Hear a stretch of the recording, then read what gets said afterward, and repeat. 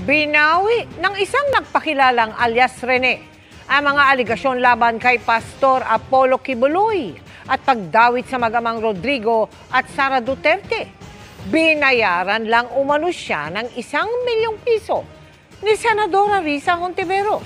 Tinawag naman itong kasinungalingan ng senadora. Nakatutok si Sandra Aguinaldo. Pebrero noong nakaraang taon nang iharap ni Senadora Risa Hontiveros sa pagdinig ng Senado ukol sa mga umunoy pang-aabuso sa mga miyembro ng Kingdom of Jesus Christ ang isang lalaking nakatakip ang muka at pinakilala bilang si alias Rene. Si alias Rene ay hardinero raw sa Glory Mountain property ni Pastor Apollo Kibuloy sa Davao City na nakaranas daw ng pananakit sa kamay mismo ni Kibuloy at sexual na pang-aabuso sa ibang miyembro ng KOJC.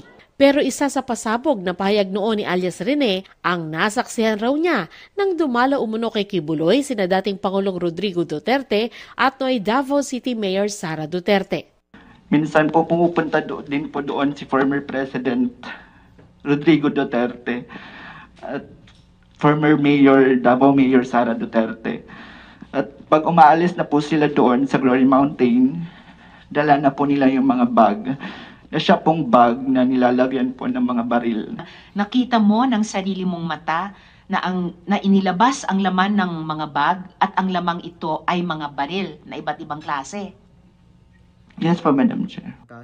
Pero ngayon sa isang video na pinost sa YouTube at Facebook account ng isang pagtanggol valente, lumutang ang isang lalaking nagsasabing siya si alias Rene. Nagpakilala siya bilang si Michael Maurilio at binawi ang kanyang mga alegasyon sa pagdinig ng Senado. Ako po yung witness, kinuwang witness ni Sen. Risa Hontiveros na nakatakip yung muka. Pero ngayon, hindi na sapagkat nagsasabi na ako ng totoo. Lahat ng sinabi ko at kasama ko doon na nag-witness sa Senado ay ginawa lamang ni Sen. Risa upang papagsakin si Pastor at ang buong kingdom. Aniya, dinagdagan umano ng abogado mula sa opisina ni Senadora Risa Hontiveros ang kanyang affidavit. Wala rin daw katotohanan ang sinabi niya ukol sa mag-amang Duterte. Nandun din yung aligasyon na sa di umano ay nasaksihan ko tungkol sa mga baril na sangkot sina Sara Duterte at dating Pangulong Rodrigo Duterte na hindi naman totoo dahil wala naman akong nasaksihan na ganoong pangyayari. Sabi pa ni Maurilio, binayaran umano siya ng 1 milyong piso para sabihin ang mga bagay na ito.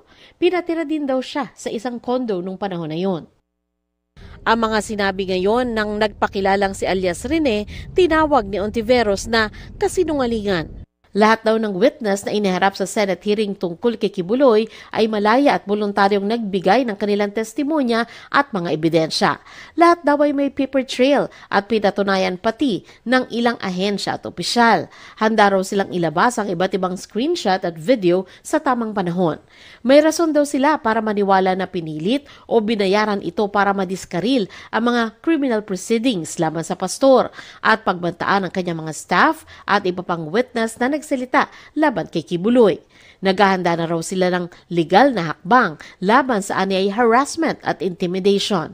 Hindi raw nila palalampasin ang mga nasa likod ng pananakot na ito. Sinusubukan pa naming kunin ang panig ni Kibuloy at ng mga Duterte. Para sa GMA Integrated News, Sandra Aguinaldo, Nakatutok, 24 Oras.